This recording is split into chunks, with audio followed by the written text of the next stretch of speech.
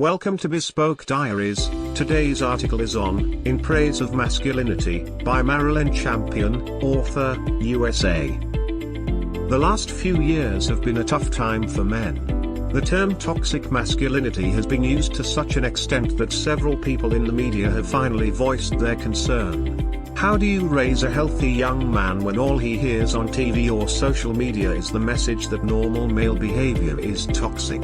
The recent public duel between Johnny Depp and his ex exposed the rotten underbelly of the Me Too movement.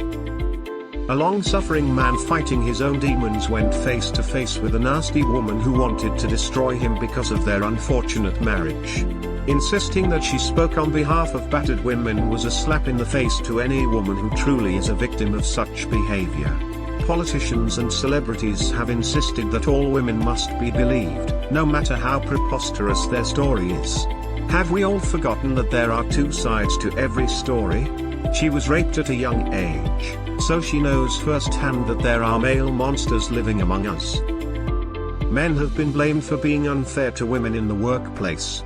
History has shown that in many cases that is true. But things are changing. There still are plenty of barbarian men in our society. They should be held accountable for their mistreatment of women.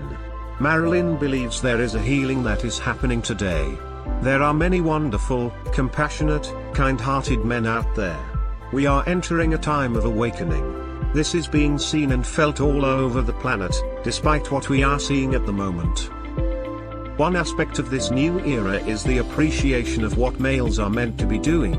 More and more men are reclaiming their place in the natural order of life. Men are becoming more and more appreciated in their roles as a husband and fathers. If the statistics are correct, young men raised without a father are 19 times more likely to end in jail. The staggering statistics are just as terrible when it comes to drug use. For too long, we have seen the value of a man simply as a breadwinner. Marilynn knows a man who died of a heart attack because he spent so many hours chained to his work that he forgot to take care of his health. Now that women are taking over some stressful roles formerly held by men, we are seeing the number of heart attacks climbing even faster for women than for men. Pablo Picasso said that the most beautiful work of art ever created is the family. The family structure indicates that the man is the head of the family. He certainly should do his best to provide for his wife and children, but it doesn't end there. Good men need to be appreciated as life partners. The woman in a good man's life should do all she can to see that her man is well and happy. This does not mean that he can be a dictator in the family. But he is the head of his family and should be respected as such. We would not have the problems we are facing in our cities if fathers had been accepting their responsibilities in society. Several generations of women have let their breadwinners be replaced by government checks. Any man who allows his child to grow up without his guidance is not a real man. Men like these are angry. They are angry because they are aware deep inside that they aren't facing up to their responsibilities. They know deep inside that they have failed at doing the greatest work a man can do. This deep-seated self-loathing often erupts in violence. Rather than facing the truth that they aren't real men, they vent their self-loathing through reprehensible behavior. Violence becomes their safety valve. They seek targets to extinguish the anger that festers within their souls. Sometimes it comes out as violence toward women. Psychologists often relate such men to fatherless homes.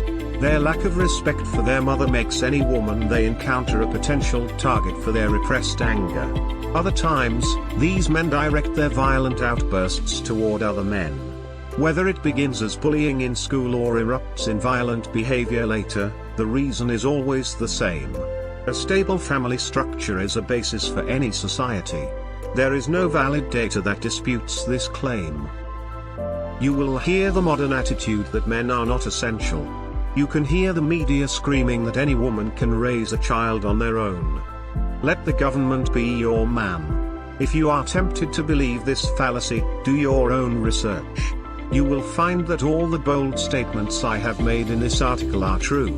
Marilynn began her career teaching in an urban high school. The behavior and values of children from two-parent families are shown like in light in the classroom. Marilynn was very saddened as she watched the less fortunate struggle to survive. It broke her heart. As a result, she wrote a book that saved many of her students from mediocre lives. It gave these kids a means to build self-respect by creating a better self-image. It had a step-by-step journal that provided these kids with a way to go forward. She invites you to share her message with any person, young or old, who is floundering in life. She is now in her 70s, happy, healthy, and loving life. Her mission is to invite as many other people as possible to join her in making this journey on Earth all that it can be.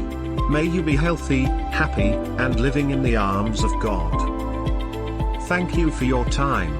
Don't forget to like, subscribe and share.